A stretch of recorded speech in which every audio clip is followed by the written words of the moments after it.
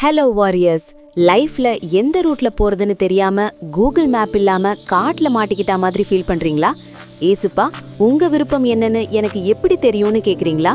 பைபிள்ல இதுக்கு ஒரு ரகசியம் இருக்கு. ஸ்க்ரோல் பண்ணாம கேளுங்க.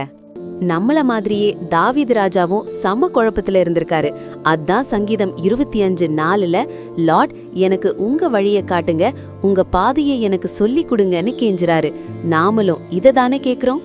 அதே 12வது வசனத்துல பதில் இருக்கு. கர்த்தருக்கு பயப்படுகிற மனுஷன் எவனோ அவனுக்கு தாம் தெரிந்து கொள்ளும் வழியை போதிப்பார். இங்கதான் முக்கியமான சங்கதியே இருக்கு.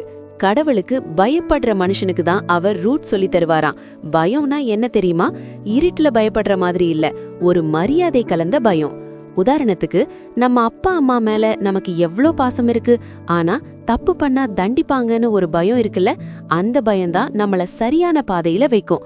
அதே மாதிரி ஏசுப்பா மேல அன்பும் இருக்கணும், அவர் பேச்சை மீறக்கூடாதுங்கிற பயமும் இருக்கணும்.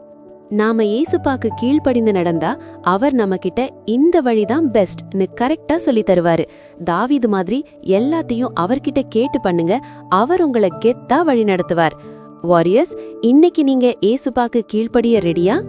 இந்த வீடியோ உங்க மனசுக்கு நெருக்கமா இருந்தா ஒரு ஏமன் கமெண்ட் பண்ணுங்க. உங்க ஃப்ரெண்ட்ஸுக்கும் ஷேர் பண்ணுங்க. Stay blessed.